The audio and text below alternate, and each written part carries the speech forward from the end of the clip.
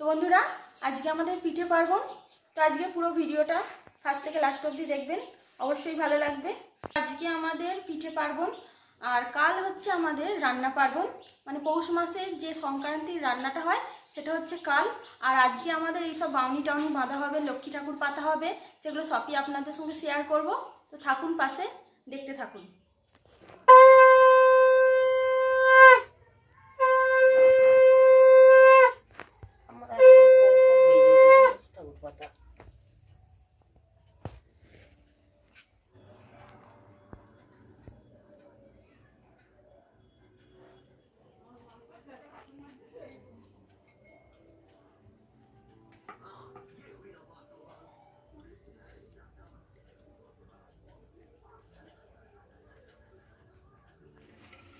অন্যবার কি করো?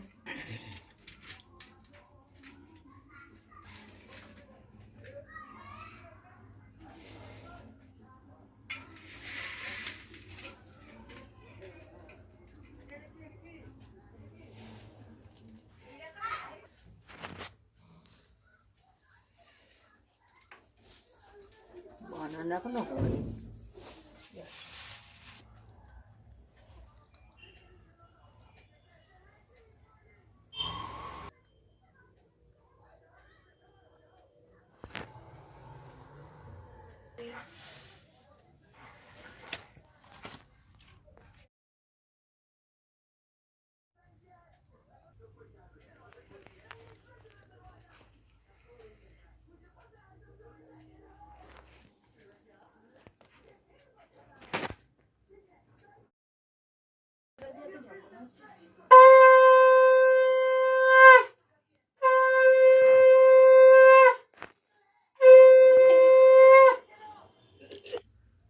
ধানের অভাবে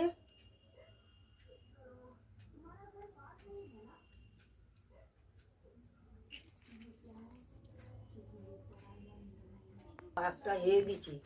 এই যে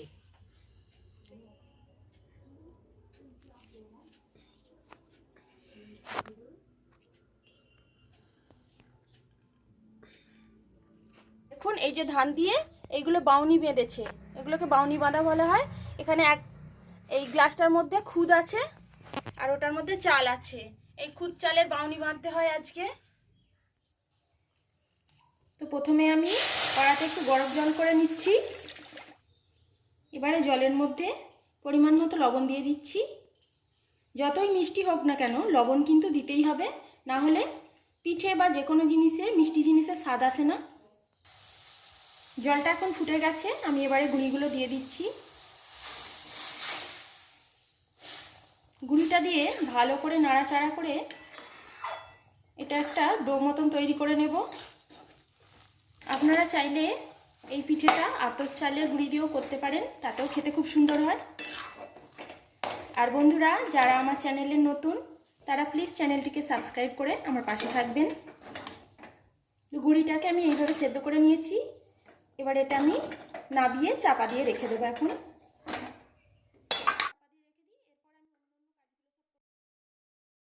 এবারে আমি নারকেলের পুরটা তৈরি করে নেব। গুড়টা আমি এবারে কড়াতে দিয়ে দিচ্ছি।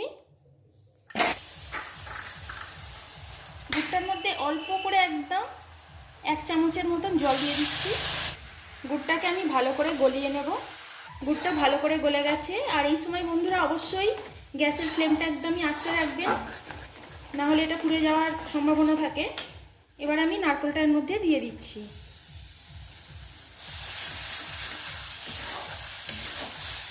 যে কোনো পিঠেই বলুন না কেন, পিঠের মাস্ট উপকরণ হলো গুড় আর নারকেল। গুড় আর নারকেল ছাড়া পিঠে যেন ভালোই লাগে না। নারকেলটা নাড়তে নাড়তে নারকেলে যখন একটা চিট মতন চলে আসবে, তখনই জানবেন নারকেলের পুরটা রেডি হয়ে গেছে।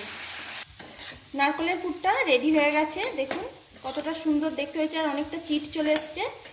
এবারে আমি কয়েকটা এলাচ গুঁড়ো দিয়ে দিচ্ছি। এলাচটা দিলে এর ফ্লেভারটা খুব সুন্দর হয়।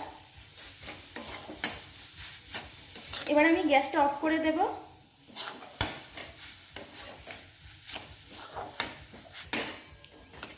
গ্যাসটা কিন্তু আমি অফ করে দিয়েছি। এবার আমি সন্দেশটার মধ্যে দিয়ে দেব।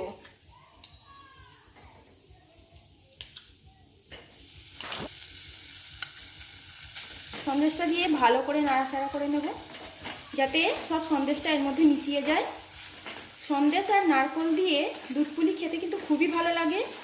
অনেকেই শুধু সন্দেশ দিয়ে করে, কিন্তু তার থেকেও মনে হয় যে নারকেল আর সন্দেশ দিয়ে একসঙ্গে করলে এটা আরও টেস্টি হয়। নারকেল আর সন্দেশটা আমি ভালো করে মিশিয়ে নিয়েছি। এবার এটা আমি ঢেলে নিচ্ছি।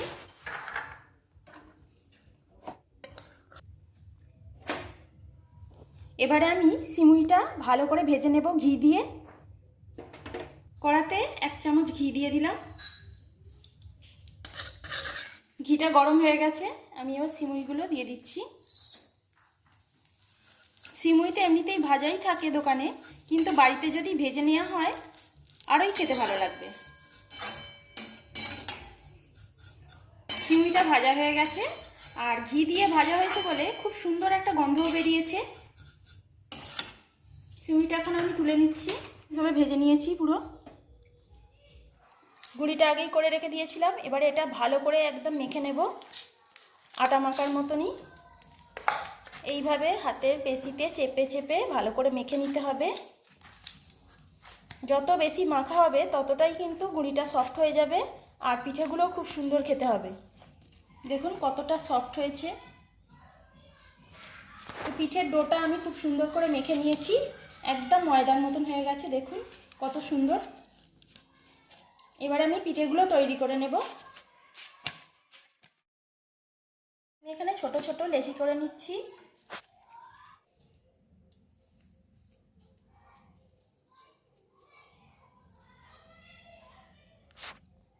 এইভাবে আমি দুটো করে নেব। তারপরে পিঠেটা তৈরি করব। ছোট ছোট করে লেচি করে নিচ্ছি।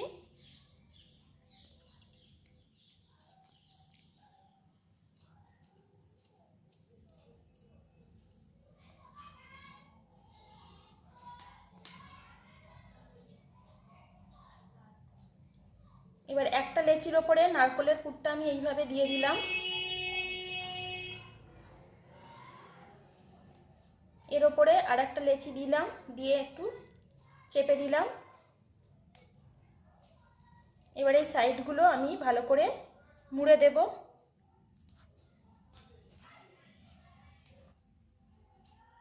এবার সাইডগুলো আমি এইভাবে আঙুলের সাহায্যে এইভাবে খালি মুড়ে দেব।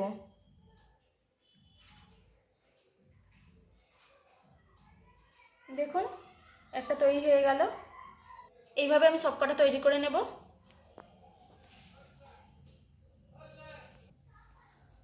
তো আমি এইভাবে সবকটা পিঠে তৈরি করে নিয়েছি। এবার কড়ার মধ্যে দুধ দিয়ে দিলাম। আমি এখানে 1 লিটার দুধ নিয়েছি। আপনারা পিঠে হিসাবে দুধ নেবেন। দুধটাকে এখন ভালো করে ফুটিয়ে নেব। দুধটা এখন খুব ভালোভাবে ফুটে গেছে। আমি আবার পিঠেগুলো এতে দিয়ে দিচ্ছি।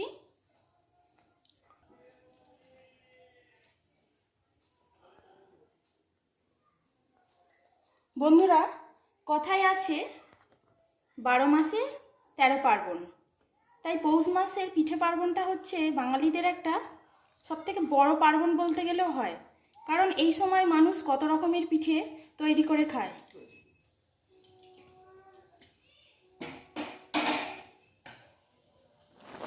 দেখিয়ে দিই। আমি কয়েকটা এইভাবেও তৈরি করে নিয়েছি, এগুলো দিয়ে দিচ্ছি। দেখুন পিঠেগুলো প্রায় 10 মিনিট ফুটে গেছে, কতটা বড় বড় হয়ে গেছে ফুলে। এবার আমি গুড়টা দিয়ে দেব। এই যে আগে থাকতেই গুড়টা আমি জাল করে রেখে দিয়েছিলাম। আর এখন তো নলেন গুড়ের সময়। নলেন গুড়ের পিঠে যে খেতে এত ভালো লাগে, 2টো এলাচ ফাটিয়ে দিয়ে দিচ্ছি। আর 5 মিনিটের মতন আমি ফুটিয়ে নেব, তাহলেই কিন্তু এটা রেডি হয়ে যাবে।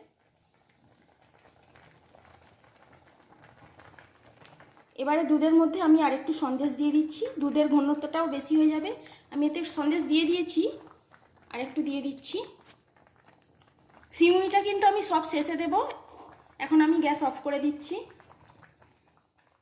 তো বন্ধুরা, আমি প্লেটের মধ্যে নিয়ে নিয়েছি। এর ওপর দিয়ে দুধটা এখন প্রচুর গরম, এর ওপর দিয়ে আমি এবারে সিমুইগুলো এইভাবে দিয়ে দিচ্ছি।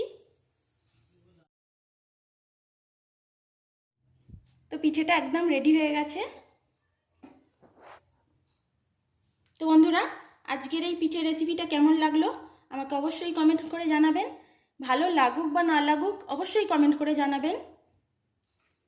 তো একটা পিঠে আপনাদের কেটে দেখাচ্ছি।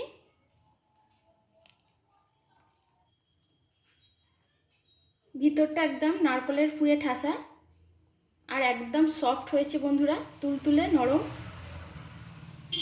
দেখতেই পাচ্ছেন একদম রসালো। আপনারা বাড়িতে অবশ্যই একবার এইভাবে পিঠে তৈরি করে খাবেন, দারুণ খেতে লাগবে।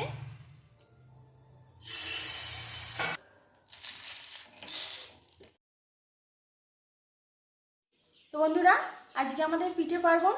আর পিঠে পার্বণে আমাদের দেখুন, আমরা এই পিঠেগুলো আজকে বানিয়েছি, সরু চাকলি, দুধ পুলি আর এখানে সেদ্ধ পিঠে। তো বন্ধুরা, সবাই সুস্থ থাকবেন, ভালো থাকবেন, ধন্যবাদ।